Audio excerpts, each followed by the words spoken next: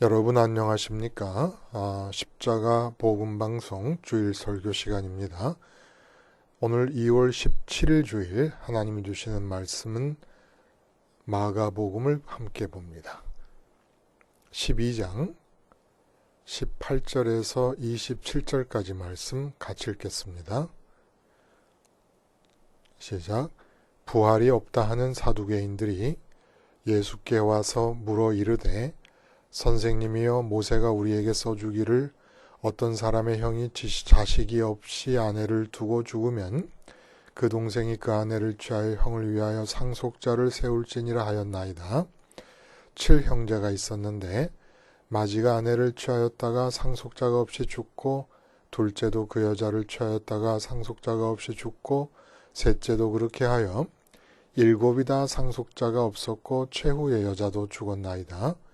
7사람이 다 그를 아내로 취하였으니 부활 때 곧 그들이 살아날 때에 그 중에 누구의 아내가 되리이까? 예수께서 이르시되 너희가 성경도 하나님의 능력도 알지 못함으로 오해함이 아니냐? 사람이 죽은 자 가운데서 살아날 때에는 장가도 아니가고 시집도 아니가고 하늘에 있는 천사들과 같으니라.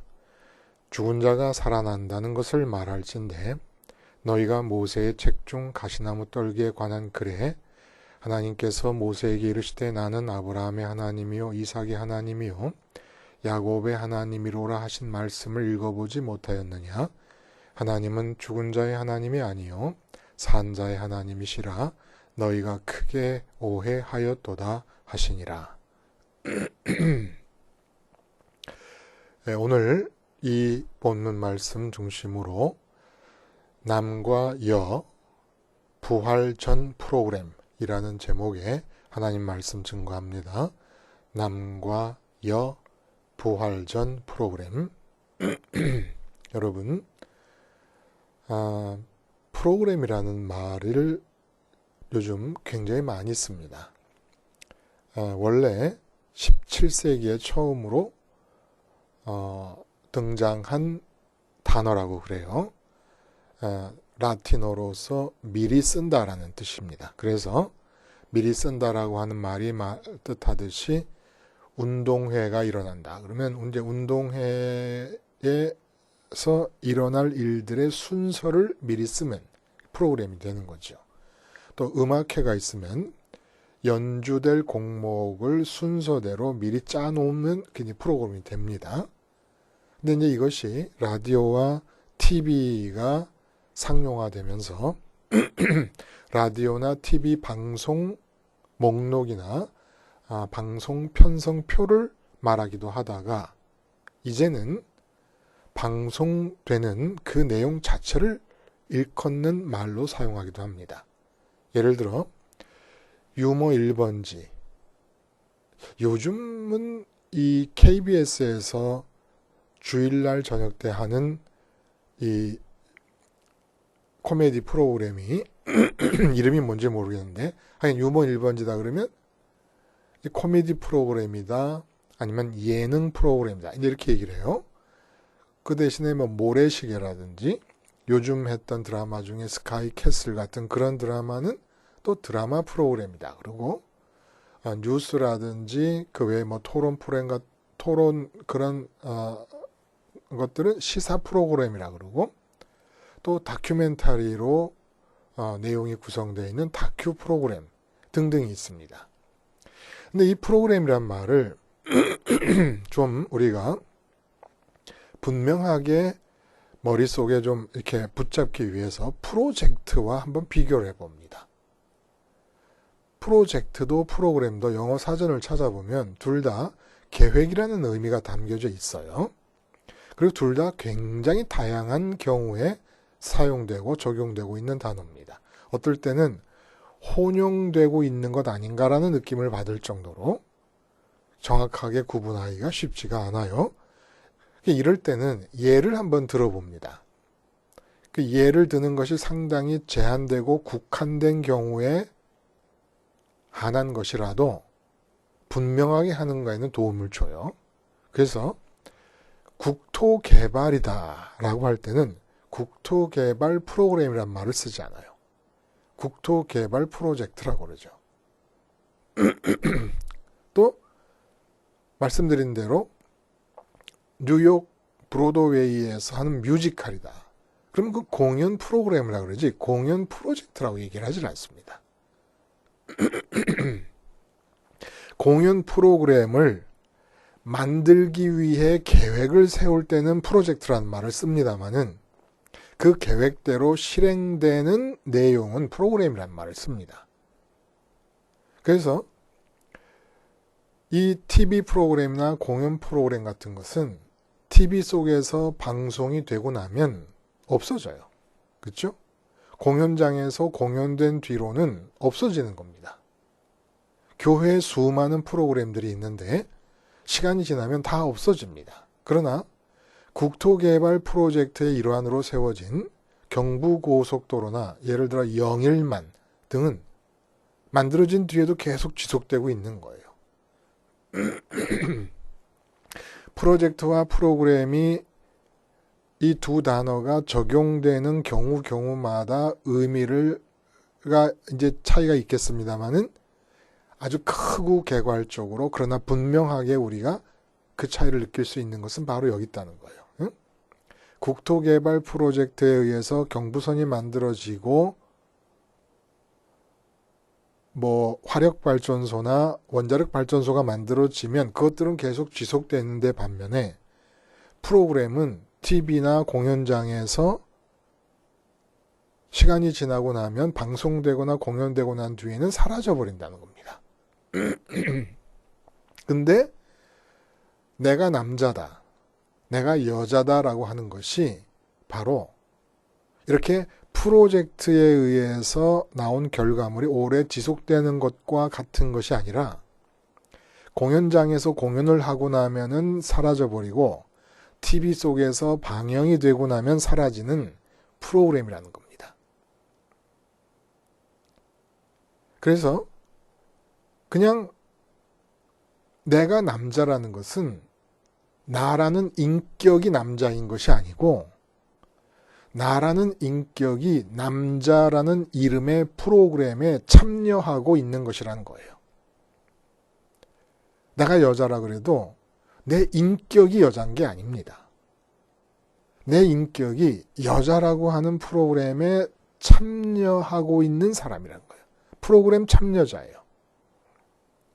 그래서 남자 프로그램과 여자 프로그램에 참여하는 중에 내 인격은 여자라는 프로그램에 참여하고 있고 또 다른 사람의 인격은 남자라는 프로그램에 참여하고 있는 중에 이 프로그램 참여자들이 만나서 하는 게 결혼이에요. 결혼은 확장된 프로그램, 확장 프로그램인 것입니다.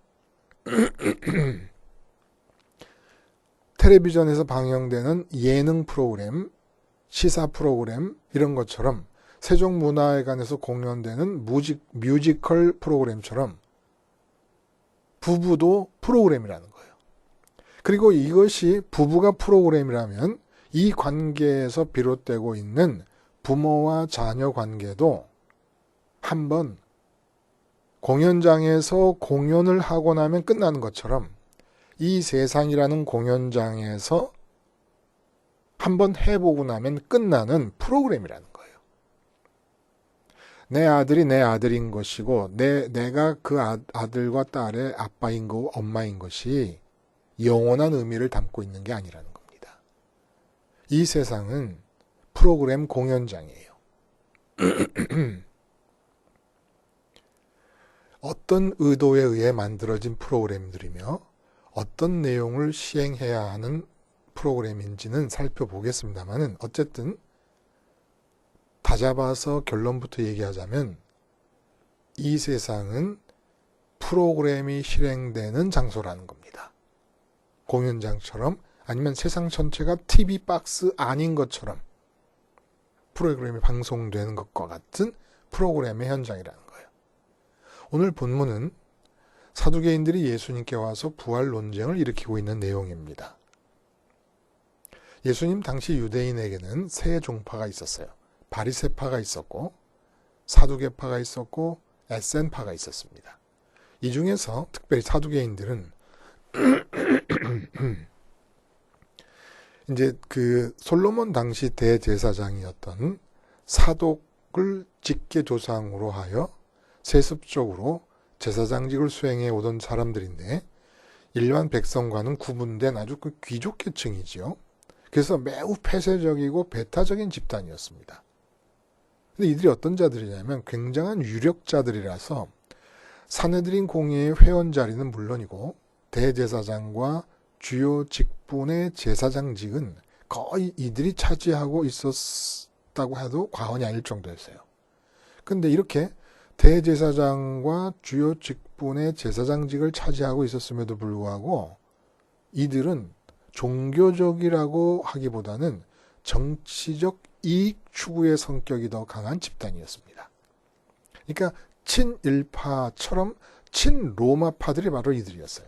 세리는 로마의 종노릇을 하던 자들로서 자기 백성들에게서 세금을 이상으로 로마 정부에 바치는 그 이상으로 강탈해서 착취해서 로마 정부에 바치고 난 나머지 돈을 자기가 착복하는 그런 일을 했습니다마는 이 사두개인들은 아예 로마하고 협약을 맺고 우리가 로마에 반항하지 않도록 유대인들을 잘 다스릴 테니까 너희도 우리의 기득권과 특권을 인정해줘라.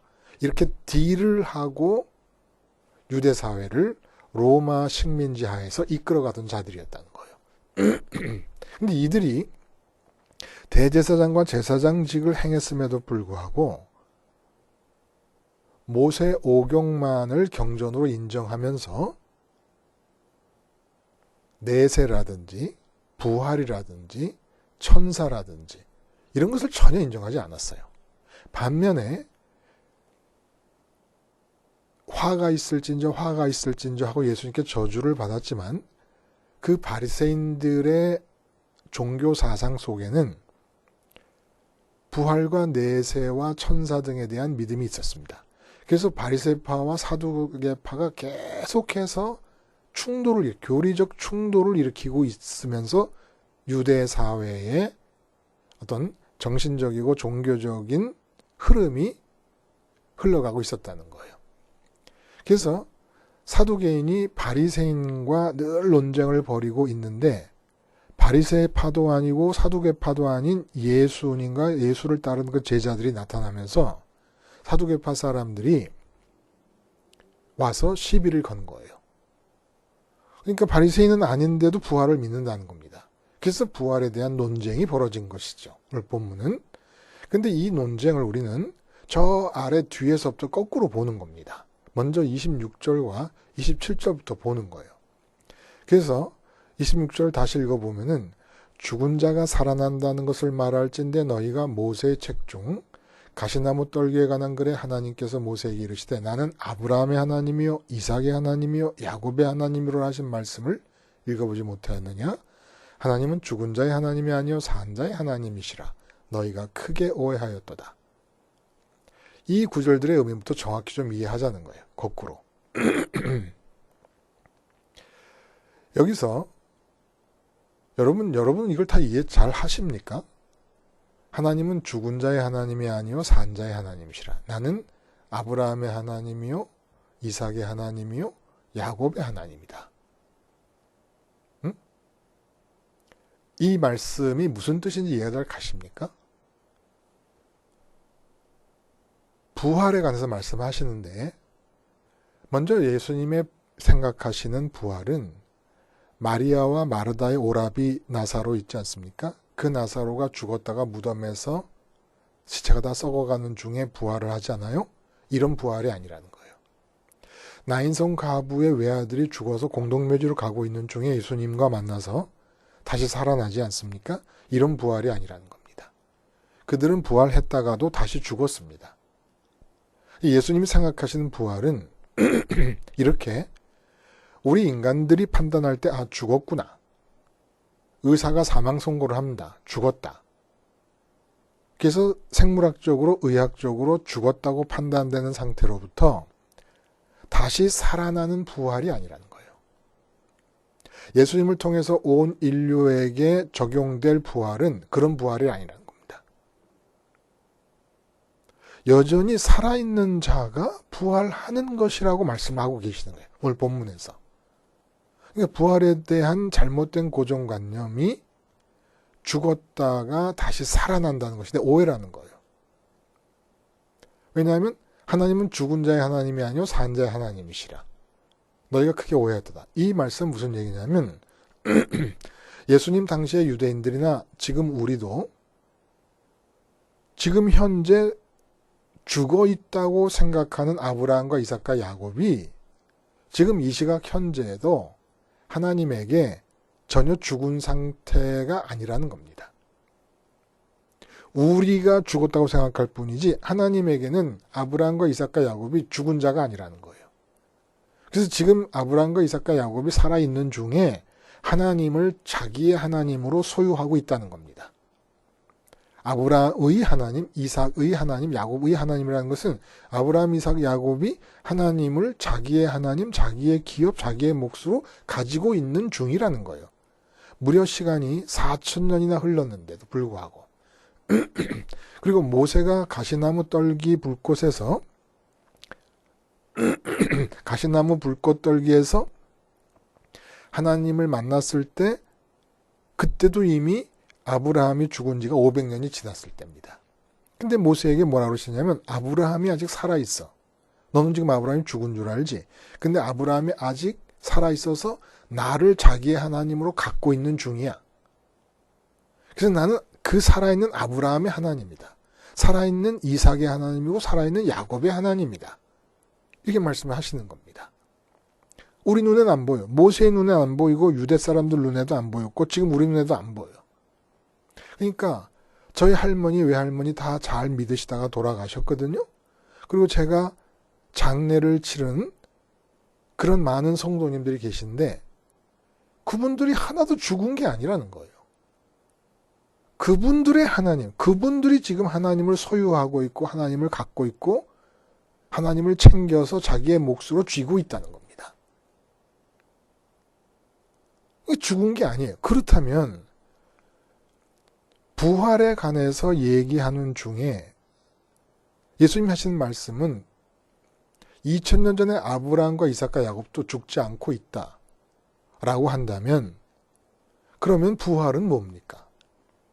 부활은 우리가 생각하는 대로 죽은 자가 다시 살아나는 것이 아니라 여전히 우리는 그렇죠. 우리는 죽은 자가 다시 살아나는 건데 예수님과 하나님의 입장에서 보자면 부활은 죽은 자가 부활하는 것이 아니고 여전히 살아있는 자가 부활하는 것이라는 거예요. 근데 살아있는 자가 부활을 한다는 것은 부활이라는 단어 자체가 무색해지지 않습니까? 안 맞잖아요. 부활이라는 것은 죽은 사람이 살아나야 부활인 것인데 죽은 자가 다시 살아남에 대해서 얘기하자면 하신 말씀이 아브라함과 이삭과 야곱도 아직 죽지 않고 있다. 그러니까 이들은 죽지 않은 채로 살아있다가 부활할 것이다. 이런 뜻이 된다는 겁니다. 그럼 대체 부활이 뭐냐는 거예요. 하나님과 예수님에게 있어서 부활은 뭡니까? 부활은 예수님에게 있어서 부활은 내가 죽고 다시 살아나는 문제가 아니라는 거예요.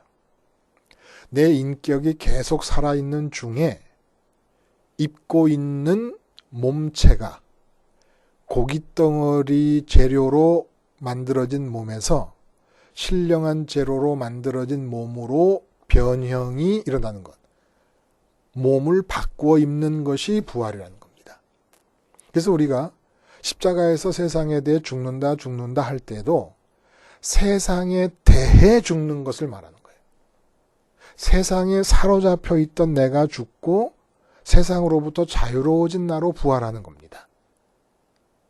그러니까 하나님 보실 때는 그 변화가 나라는 의식을 갖고 있는 그 인격체는 여전히 지속되고 있는 거라는 거예요. 그래서 고린도전서 15장에 보면 죽은 자의 부활도 그와 같으냐. 그러니까 죽은 자의 부활, 우리가 볼 땐 죽은 자가 다시 살아나는 건데 하나님 입장에서 보고 예수님 입장에서 보자면 썩을 것으로 신고 썩지 않을 것으로 다시 살아나며 욕된 것으로 신고 영광스러운 것 다시 살아나며 또 육의 몸으로 신고 신령한 몸으로 다시 살아나나니 육의 몸이 있은즉 영의 몸도 있느니라. 우리가 흙에 속한 자의 형상을 입은 것 같이 또한 하늘에 속한 이의 형상을 입으리라. 보라 내가 너희에게 비밀을 말하노니 우리가 다 잠잘 것이 아니요 마지막 나팔에 순식간에 호련히 다 변화되리니 나팔 소리가 나며 죽은 자들이 썩지 아니할 것으로 다시 살아나고 우리도 변화되리라. 그러니까 이미 우리가 죽었다고 생각해서 땅에 묻힌 자들이 썩지 아니할 새로운 몸을 입고 우리에게 나타날 것이고 지금 육체를 갖고 아직 죽지 않고 있는 중에 있는 우리 같은 경우에도 순식간에 이 고깃덩어리로 만들어진 이 몸을 벗고 신령한 몸으로 갈아입을 거라는 얘기입니다. 그래서 고깃덩어리 재료로 만들어진 몸에서 신령한 재료로 만들어진 몸을 갈아입는 동안을 그 사이를 잠자는 것이라고 사도 바울은 얘기하고 있고 그 사이를 예수님께서는 아브라함과 야곱과 이삭이 지금 살아있다. 그들은 하나님을 가지고 있고 하나님이 그들을 가지고 있어. 하나님 안에 있고 하나님이 그들 안에 있는 연합의 상태로 있다라는 말씀을 해주고 계시는 거란 겁니다. 그래서 이 고린도전서의 말씀을 근거로 말하자면 사람이 인격체로서 입을 옷은 세 가지가 있습니다. 흙에 속한 자의 형상, 그러니까 고깃덩어리를 재료로 해서 만든 형상이 있고 천국에 속한 형상이 있고 지옥에 속한 형상이 있는 거예요. 그러나 어떤 형상이든 나라는 인격은 이 땅에서 살 때나 천국에서 살 때나 지옥에서 살게 될 때나 여전히 나로서 지속되고 있다는 겁니다. 죽지 않는다는 거예요. 그러니까 여러분 죽지 않아요. 절대 죽지 않아요. 그리고 우리가 말하는 구원 얻는 생명이라는 것도 생명이라 그러는 것도 인격 자체가 죽고 사는 문제가 아니라는 거예요. 지속적으로 살아있는 인격이 천국에 계신 하나님의 삼위일체 되심에 참여하면 생명이고 예수님과 연합하니까 예수님이 하나님과 또 연합해 아버지와 연합해 계시니까 예수님과 연합하면 하나님과도 연합이 이루어져서 성령님을 통한 하나님과 예수님 사이의 일체되심이 내게도 적용돼가지고 사위가 일체되는 겁니다. 그 참여하는 내 인격이 삼위일체되심에 참여하여 사위일체를 이루는 것이 생명이지 죽는 것, 사는 것의 문제가 아니라는 거예요. 참여하느냐 참여하지 못하느냐의 문제라는 겁니다. 그래서 지옥의 삶에 참여하면 그것이 생명을 얻지 못하는 것이 된다는 거예요. 죽는다는 뜻이 아니라. 그래서 이 세상에 태어난 사람은 아브라함이건 이삭이건 야곱이건 저건 여러분이건 저희 가족들이건 여러분의 가족들이건 문재인 대통령이건 트럼프건 시진핑이건 아베건 그 누구도 죽지 않아요. 다만 천국에 참여할 수 있는 형태의 신령한 몸으로 있느냐, 지옥의 삶에 참여할 수 있는 지옥에 알맞은 그런 옷을 새롭게 입느냐의 문제지 죽지 않는다는 거예요. 그러니까 죽음을 두려워할 필요 없다는 거예요. 죽음을. 우리 눈에 안 보이고 우리가 죽었다고 생각할 뿐이지 하나님과 예수님 입장에서 보면 아브라함이 아직도 안 죽고 있다는 거예요. 이삭이 안 죽어. 4,000년이 흘렀지만 그들은 육체가 죽음으로써 육체를 벗음으로써 시간과 공간 밖에 머물고 있기 때문에 우리는 4,000년이 흘렀지만 아브라함에게는 1초도 흐르지 않고 있는 겁니다. 아시겠어요? 시간이 흘러가는 흐름 속에 있는 자에게는 4,000년의 세월이 흘렀지만 시간의 흐름 바깥에 존재하는 아브라함에게는 자기가 죽은 뒤로 지금까지 1초도 흐르지 않은 거예요. 그런 세계를 우리가 상상할 수도 없겠죠. 그렇죠? 우리에게는 4,000년이 흘렀지만 1초도 흐르지 않고 있는 그 세계는 어떤 세계인가? 살아있어요. 4,000년 전에 죽은 그 아브라함이 지금도 우리 가서 이렇게 만지면 만져지도록 살아있다는 겁니다. 여러분의 사랑하는 가족이 먼저 죽었어요. 예수님 믿다 죽었으면 살아있다는 거예요. 예수님 안 믿다가 죽었으면 여전히 살아있다는 거예요. 그냥 지옥을 향해 살아있는 것이고 지옥을 위해 살아있는 것이고 예수님 잘 믿다 죽었으면 하나님을 위해 하나님을 향해 살아있는 겁니다. 죽음이란 건 없어요. 옷을 갈아입는 것이지. 그래서 지금 여러분이 거울 앞에서 여러분의 모습을 보면 제가 거울 앞에 서면 58년생 머리가 하얗게 다 빠진 얼굴 큰 사람이 아니라 그런 58년에 이 세상에 태어난 육체를 옷처럼 입고 있는 내 마음이 나라는 겁니다. 거울에 비친 것은 내가 아니에요. 그래서 하나님이 아브라함이다, 태승철이다 이렇게 얘기하실 때는 몸까지 포함한 그 전체를 일컫는 게 아니라는 겁니다. 왜냐하면 분명히 아브라함의 몸은 죽어서 땅에 묻혔는데 하나님은 아브라함, 이삭, 야곱의 이름을 부르면서 그들이 살아있다 하시니까 하나님이 아브라함이라고 부를 때는 그 육체를 빼놓고 육체를 입고 있는 알맹이로서의 인격을 가리킨 것이지 그 인격이 육체와 붙어있는 상태 전체를 포괄적으로 아브라함이라고 부른 게 아니라는 거예요. 그러니까 대한민국의 미남인 장동건 씨도 미녀인 고소영 씨도 하나님이 장동건이라고 부르실 때에는 우리가 그렇게 부러워하고 탄복하는 그 조각 같은 아름다운 외모를 포함한 그의 인격을 부르는 게 아니라 그 조각같이 아름다운 외모를 빼놓은 그의 인격 자체만을 하나님이 장동건이라고 부르고 계신다는 겁니다. 고소영 씨도 마찬가지예요. 그러니까 저처럼 아무리 3등신의 못생긴 몸이라도 하나님이 태승철이라 그럴 때는 이 못생긴 몸을 포함시키는 것이 아니라 인격만 빼내서 태승철을 부르고 계시는 거예요. 우리가 죽었다고 하는 몸이 하나님에게는 몸이 죽은 상태, 우린 죽은 몸이 죽은 상태, 하나님에게는 죽은 것이 아니라는 것, 이게 아주 중요하다는 겁니다. 이런 전제와 사전 지식을 가지고 오늘 사두개인들과 예수님 사이에 벌어진 부활 논쟁을 한번 살펴봐요. 자, 부활을 믿지 않았다 그랬어요. 사두개인들이. 바리새인들은 부활을 믿었어요. 근데 이렇게 사두개인과 바리새인 논쟁이 벌어질 때면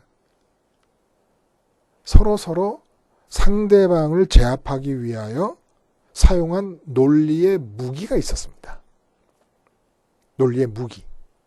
근데 바리새인과 논쟁이 일어날 때마다 사두개인들이 사용한 논리의 무기, 그 무기가 오늘 바로 본문에 소개되고 있는 거예요. 바로 계대 결혼에 근거한 논리. 계대 결혼 여러분 아시죠? 형이 결혼을 했어요. 근데 불행한 사건을 당해서 자식이 없이 일찍 죽었습니다. 그러면 동생이, 아직 결혼하지 않고 있던 동생이 형수를 아내로 삼아서 아들을 낳습니다. 그러면 그 첫째 아들을 형의 아들로, 죽은 형의 아들로 입적을 시키는 거예요. 그래서 두 번째 낳는 아들부터 자기의 아들이 되고 자기 딸이 되는 겁니다. 그래서 형의 가문이 끊어지지 않고 하나님께서 가나안 땅 약속의 땅을 분배해 주신 그 기업이 다른 가문이나 다른 사람에게로 가지 않도록 방지하는 그런, 그리고 또 과부가 된 형수를 지켜주기 위한 그런 의미도 또 포함이 되어 있고, 그래서 이 계대 결혼에 근거된 부활 부인의 논리를 발전시킨 거예요. 사두개인들이. 본문에 나오는 대로 7 형제가 모조리 차례대로 결혼만 하고 자식이 없이 죽는 바람에 결과적으로 한 여인에게만 모두 장가들게 되었어요. 야, 이런 일이 대한민국에는 없을 거야 아마. 하나가 죽고 나면 뭐 형수를 취해서 부인으로 삼는다는 법도 있을 수도 없는 일이지만은, 그랬으면 벌써 저 며느리가 들어와서 내 아들이 죽었다, 그런 사상을 갖고 있을 텐데 어떻게 7을 다 죽이는 며느리가 7을 다 죽일 때까지 기다렸겠습니까? 그런 일이 있을 수가 없어요. 이 계대 결혼이라는 게 너무너무 불합리해 보입니다. 너무너무 인간성을 말살하는 그런 정책처럼 보여요. 그런 제도, 그런 율법처럼 보여요. 근데 하나님이 모세를 통해 제시했단 말입니다. 거기 깊은 뜻이 또 있죠. 어쨌든 이제 소위 부활이라는 사건이 일어나는 때가 되면 이제 이 여인은 대체 7 형제 중에 누구의 아내가 돼야 되느냐라는 거예요. 어쨌든 계대 결혼은 지금 우리 입장에서 보면은 정말 인간성 말살, 인권이 무시되고 있는 그런 참 불합리한 제도 같이 보이는데 어쨌든 그 당시 사람에게는 모세의 율법이에요. 이건 뭐 부활을 반대하는 측에서든 찬성하는 측에서든 이론의 여지가 없이 정당한 제도인 것입니다. 근데 이런 제도에 근거해서 부활했을 때에 계대 결혼을 통해 부부가 되었던 자들 중에서 어느 아들이 그 여인에게 진짜 남편이 되어야 되고 어느 남편에게 아내가 되어야 되느냐. 이런 논리가 힘을 발휘할 수 있었던 이유는 바리새인들이 부활을 믿었지만 이들에게 있어서 부활은 현세적인 삶의 무한한 연장으로 이해를 하고 있었습니다. 그러니까 현세의 삶에서 바라는 게 있잖아요. 돈이 많았으면 좋겠다. 자식이 많고 자식들이 다 똑똑했으면 좋겠다. 내 외모가 좀 출중했으면 좋겠다. 등등의 바람이 있잖아요. 그런 바람이 다 총망라되어져 있는 내세를 생각을 한 거예요. 부활에 대한 생각이 이러니까 계대 결혼에 근거된 반박 논리가 힘을 발휘하는 겁니다. 현세적인 삶이 내세에서도 가장 이상적인 상태로 유지되면서 영원히 지속되는 것이 부활 후의 삶이라면 계대 결혼에 근거된 반박 논리가 상당히 힘을 발휘하게 되는 것이죠. 누구의 아내냐 그럼 도대체. 응? 야, 그러니까 사두개인들이 부활을 부인하는 논쟁을 벌일 때 전가의 보도 같은 것이에요. 오늘 이 계대 결혼에 근거한 논리가. 이 계대 결혼에 담긴 영적 의미부터 한번 살펴봐요. 형이 죽어서 가문이 끊어진다든지 그의 기업, 땅이 딴 사람에게 돌아가길, 이런 건 다 제도적인 의미에서요. 아까 인권을 말살하고 인간성을 무시하는 것 같은 제도라고 했던 이유는 자, 개인적인 입장을 생각해 보자는 거예요. 그 옛날에도 여전히 남녀 서로 간의 기호 차이는 있었어요. 근데 형이 좋아서 결혼한 여자, 내게도 좋을 리가 없지 않습니까? 형수 입장에서도 마찬가지예요. 형의 남자다움에 반해서 결혼을 했는데 결혼하고 나니까 시동생이라고 하는 건 영 찌질이 궁상이란 말입니다. 근데 형이 죽었어요. 그럼 내가 뭐 그 남자, 그 동생하고 결혼해야 돼요? 동생 입장에서 마찬가지. 내가 좋아하는 여자는 따로 있는데 한참 연애하는 중이었다. 근데 형이 죽었다. 그럼 그 연애하는 여자 물리치고 이쪽 여자랑 형수랑 결혼을 해야 됩니다. 그 옛날 사람들도 다 있었어요. 여자에 대한 기호가 있고 남자에 대한 기호가 있었다는 거예요. 아브라함의 아내 사라를 이방의 왕들이 그 외모에 반해서 뺏으려고 했던 여러 번의 사건들이, 이런 것을 보면 왕이라고 해서 아무 여자나 보고 무조건 아내 삼겠다고 달려든 건 아니란 말입니다. 왕이 좋아할 만한 외모가 따로 있었어요. 그리고 결정적으로 야곱이 삼촌 라반의 딸들 중에서 언니 레아를 싫어하고 동생 라헬을 예뻐했습니다. 근데 속아서 레아와 결혼하게 돼요.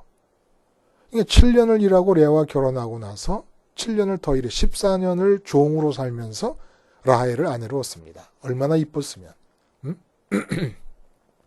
그러니까 본문의 7 형제를 생각하면 참으로 딱해요. 첫 형이 아내감을 맞이해서 결혼을 할 때 내가 혹시 죽으면 동생들이 아내로 맞이할 때 동생들도 이뻐할 수 있는 여자를 고려해서 결혼했을 리는 없을 것이고, 하나님 뜻이 뭐겠습니까? 계대 결혼을 율법으로 지시하신 하나님의 뜻 속에는 사람을 처음 만드실 때부터 사람이 어떤 존재인가를 생각하신 하나님의 그 생각과 디자인 속에 계대 결혼을 지정하신 하나님의 의도가 들어있다는 거예요. 사람은 하나님이 들어가실 수 있도록 공백이 있는 인격체로 지으셨습니다. 그러니까 사람은 채워져야 돼요. 채워져야 만족과 기쁨이 누리게 되어 있는 거예요. 근데 하나님과 아버지 하나님과 아들 하나님이 서로가 서로를 채우시면서 그 일체되심 속에서 기쁨과 만족을 누리고 계셨어요. 동일하게 우리 인간에게도 그 일이 일어날 수 있도록 하나님이 들어가심으로써 만족과 기쁨이 일어나게 지으셨다는 거예요. 그래서 하와가 없을 때 이미 아담은 하나님으로 만족하고 기쁜 상태였던 것이에요. 그리고 아담은 잠들어 있는 사이 갈비뼈를 빼내서 하와를 만들었을 때 하와도 그런 상태의 인격체로서 지음을 받은 겁니다. 그러니까 하나님이 계대 결혼을 지시하시면서 여자에 대한 나의 기호, 남자에 대한 나의 기호 같은 것, 이런 것을 따라서 결혼할 수 있는 자유 자체를 완전히 무시해버리시는 것 같은, 인간성을 무시하는 것 같은 제도를 만드신 이유는 결혼은 내 생애의 기쁨과 만족과 행복에 아무런 관계가 없는 일이라는 하나님의 생각이 들어있는 겁니다. 아무 상관이 없는 거예요. 그런데다가 보니까 자, 7이 다 부활을 했어요. 7 아들이. 그리고 이 한 여인도 부활을 했습니다. 그래서 부활하고 눈 닦고 나서 7 남자가 내 아내를 좀 찾아봐야지 하고 찾았더니 저기 보여요. 그래서 자기 아내였던 여자에게 왔는데 7 형제가 다 같이 만나는 겁니다. 그런데 반전이 일어나는 거예요.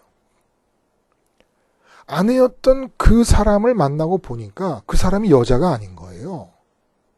그 여자도 자기가 살았던 7 남자, 7 형제를 보니까 남자가 아닌 거예요. 시집도 아니 가고 장가도 아니 간다는 말 그 말씀입니다. 놀라운 반전 아니겠습니까? 남자가 아니에요. 여자가 아니에요. 이렇게 남자라는 것, 여자라는 것이 이 세상에 고깃덩어리를 재료로 해서 만든 몸을 입고 내가 사는 동안, 몸은 내가 아니었던 거예요. 내가 그 몸을 입고 사는 동안에 참여하는 프로그램이었지, 경부선이나 무슨 뭐 화력발전소나 뭐 영일만이나 원자력발전소 이런 것처럼 한번 만들어 놓으면 지속되는 게 아니었다는 거예요. 이 세상이라는 공연장에서 남자라는 프로그램, 여자라는 프로그램 참석하고 끝나는 거지, 부활하고 나니까 남자와 여자라는 단어가 아예 없는 겁니다. 그 세계에는.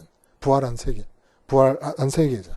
성차별이라든지 성차이라든지 이런 단어 자체가 존재를 하지 않는 거예요. 요즘 한참 문제가 되고 있었던 미투, 그런 것 자체가 성립이 안 되는 겁니다. 왜냐? 남자 여자는 프로그램이었어요. 프로그램, 일시적으로. 그 남자 여자가 프로그램이가 결혼도 확장 프로그램이에요. 자녀를 찾아본 거예요. 부활 후에 자녀를 찾아봤어요. 그랬더니 나하고 30살 차이 나던 그 아들과 딸이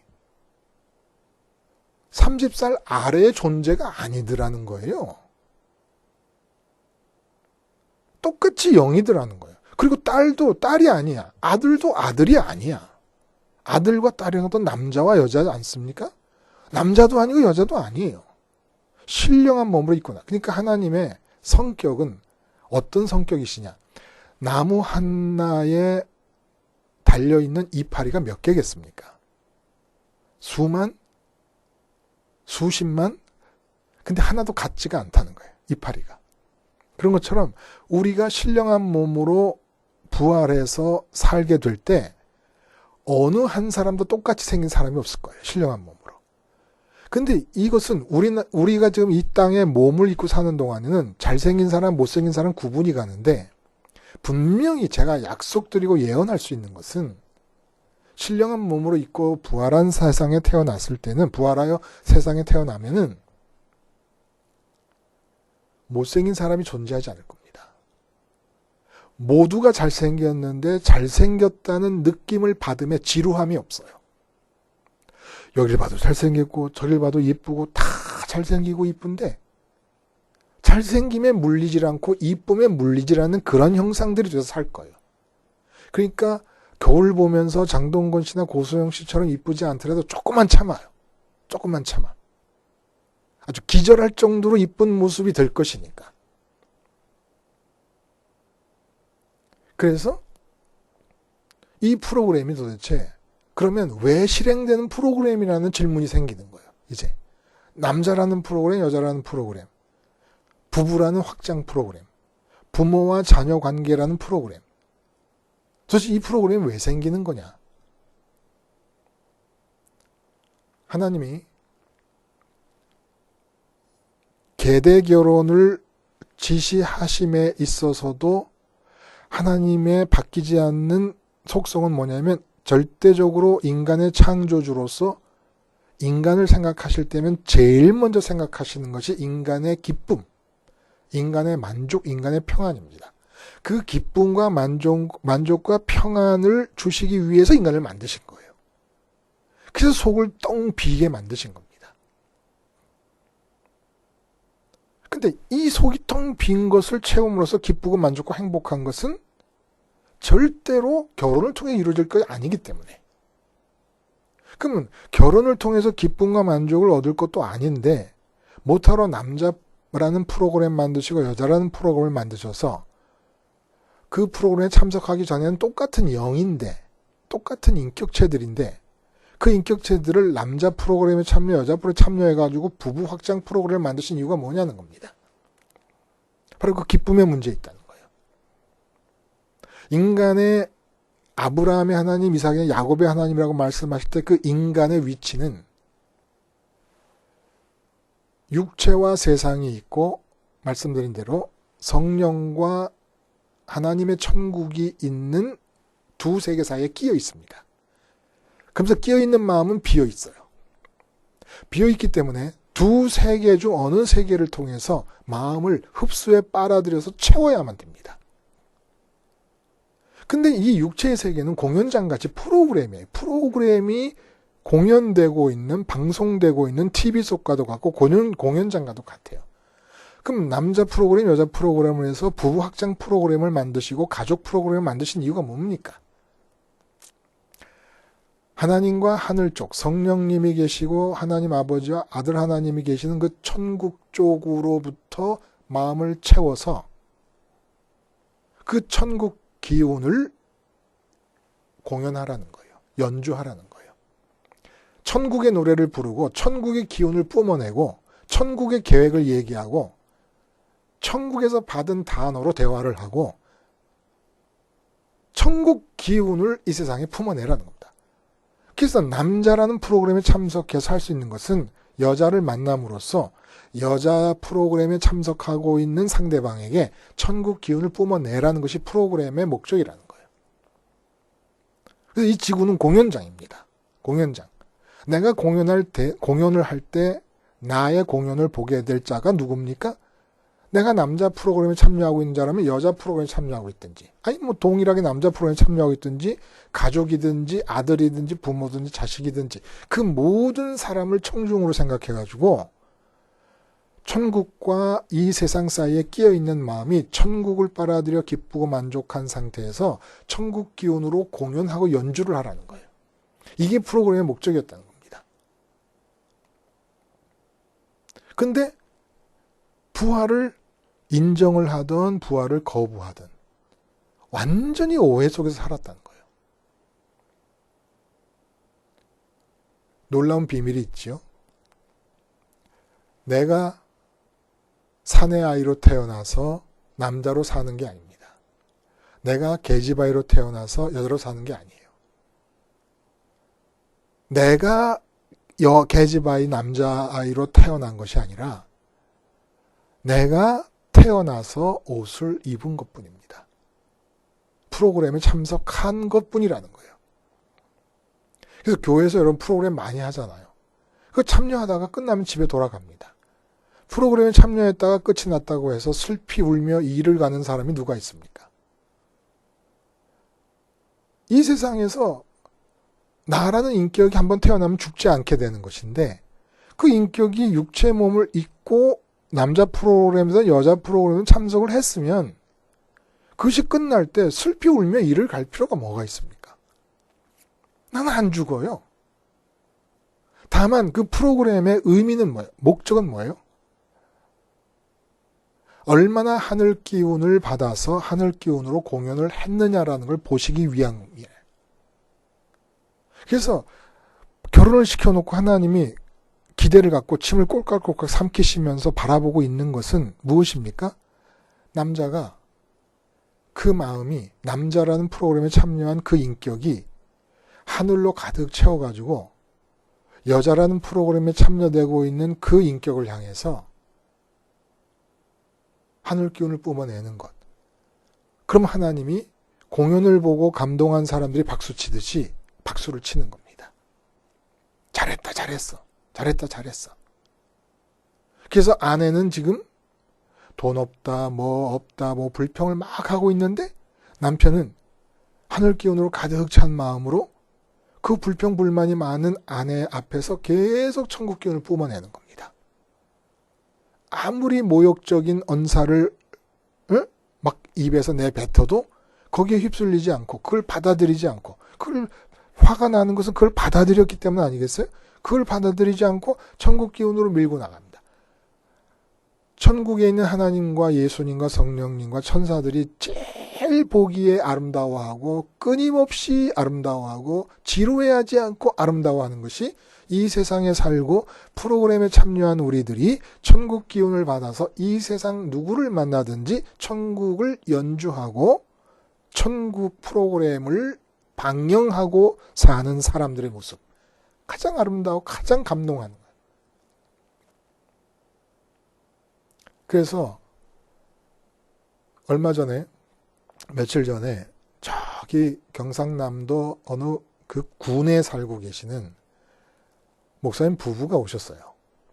그래서 대화를 나누는 가운데 십자가 생활화를 하게 되면서 여러 가지 하나님의 은혜를 주신 간증들을 하는 중에 참 제가 보기에는 선남선녀, 그런 선남선녀가 없어요. 선남선녀가 일반 여자 남자를 가리키지만 말 그대로 선하게 생긴 남자, 선하게 생긴 여자.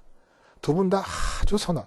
그리고 아주 그 선하게 생기고 유하게 생긴 것과는 또 다르게 열정이 있습니다. 이 복음적 진리에 대한 열정이 있더라고요. 그러다가 십자가 복음 방송을 만나면서 받은 은혜 중에 이런 간증을 하는 거예요. 도대체 두 사람은 난 상상이 안 가는 게 그 얼굴이 선하게 생긴 걸 보면은 부부 싸움을 할 때 뭐 어떻게 하고 싸울까라는 게 상상이 안 가요. 근데 그렇게 많이 싸웠다는 거예요. 그러다가 십자가 복음을 생활화하면서부터 부부간의 사이가 좋아지고 그 남편 되시는 목사님 얘기가 한 번에 해결이 되더라는 거예요. 한 번에 해결. 그 부인과 사모님과의 잦은 갈등과 다툼과 불만이 한 번에 해결이 되더라는 거예요. 저도 또 가만히 있을 수가 있습니까? 저도 제 아내가 있는데. 저도 그런 얘기를 했죠. 저희 집사람 저를 이해를 못하는 것 같다. 그러니까 어떤 면에 이해를 못하냐. 내가 이쁘다 그러면 자기는 내가 이쁘다고 하는 그 말의 진실성을 받아들이지를 못한다. 내가 그렇게 얘기를 했어요. 자기가 거울을 보면서 느끼는 그 자기는 내가 이쁘다고 하는 그 자기와 일치하지가 않는다고 느끼는 모양입니다. 근데 이상한 것은 천국으로 기쁜 사람은 그래서 남자 프로그램에 참여하고 천국으로 기쁜 그런 인격으로 남자 프로그램에 참여하게 되면 확장된 부부 프로그램에 참여하고 있는 그 여자라는 프로그램에 참여하고 있는 그 인격체, 그 인격체가 뒤집어 쓰고 있는 그 몸. 저희 집사람도 58년생이에요. 같이 늙어가고 있죠. 그래도 마음엔 그렇게 느껴지질 않아요. 늙었다 뭐 이렇게 느껴지질 않는다는 거예요. 그러니까 제풀에 겨운 거예요. 천국이 가득 찬 제풀에 겨워서 아내가 이뻐 보이는 거예요. 아내가 객관적으로 이뻐서 이쁜 게 아니라. 그 이쁘다 하니까 본인은 거울 보고 있다가 객관적으로 일치하지 않는다 이거예요. 못 받아들이겠다 이겁니다. 그래서 이쁘다 그래도 좋아하질 않아요. 뭐 좋아하나 안 좋아하나 이쁘게 보니까 이쁘다고 얘기를 할 수밖에 없는 거지요. 이게 프로그램의 목적이라는 거예요. 공부 못하는 자식 봐요. 그래도 귀해요. 그 자체가 감사해요. 그 자체가. 그렇게 공부를 못하고 지질이 공상인데도 그래서 보기만 하면 웃음이 쭉 나와요. 왜? 천국으로 기뻐하는 자의 특징이라는 거예요. 천국으로 기뻐하지 못하면 자식이 그냥 내 밑에 내 마음대로 할 수 있는 무슨 그런 존재인 줄 아는 거예요. 그 자식으로 채우려고. 그래서 가족관계 전체가 프로그램입니다. 진짜 영원한 의미에서 가족은 누군지 아십니까? 여러분의 아내나 남편이나 여러분의 몸이 결혼한 뒤에 난 자식이 아니에요. 그건 프로그램이에요. 프로그램은 공연장에서 공연된 뒤에 사라지고 TV에서 방영된 뒤에 사라집니다.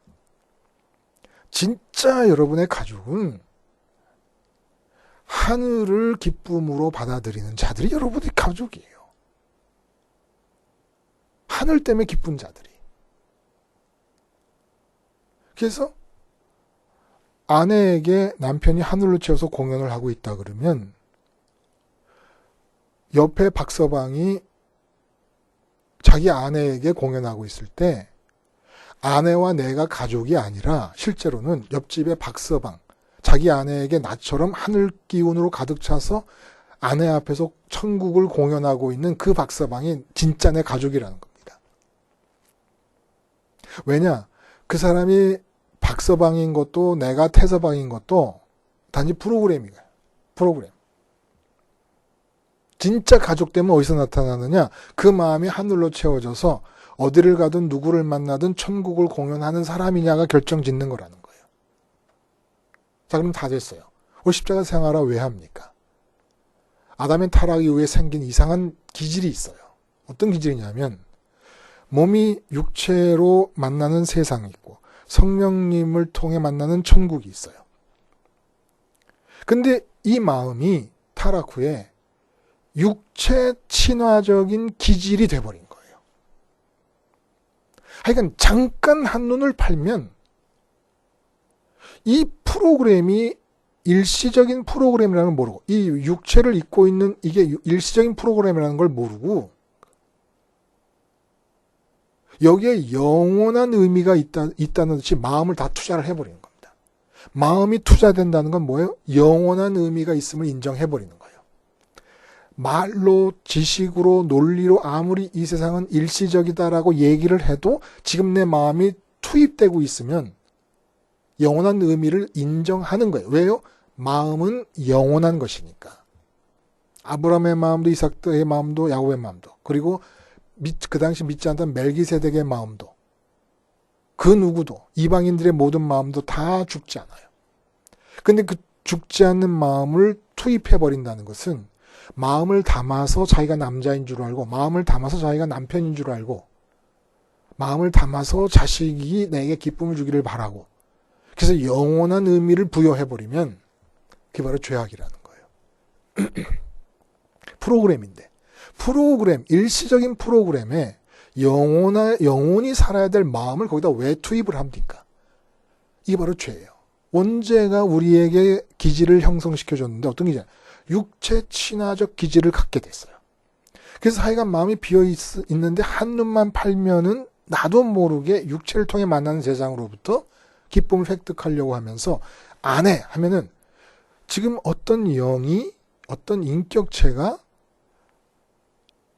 고깃덩어리로 만들어진 몸이 여자의 모습을 하고 있는 그 프로그램에 참여하고 있다는 걸 모르고 내 마음, 영원히 살아야 될 내 마음을 채우라고 요구를 하게 들어갑니다. 남편을 향해서도 남편에 대해서 왜 불만을 가져요? 내 마음이 채워지고 기쁘고 행복한 것은 남편과 아무 관계도 없는 거예요. 그래서 계대 결혼을 지시하실 수 있었던 거예요.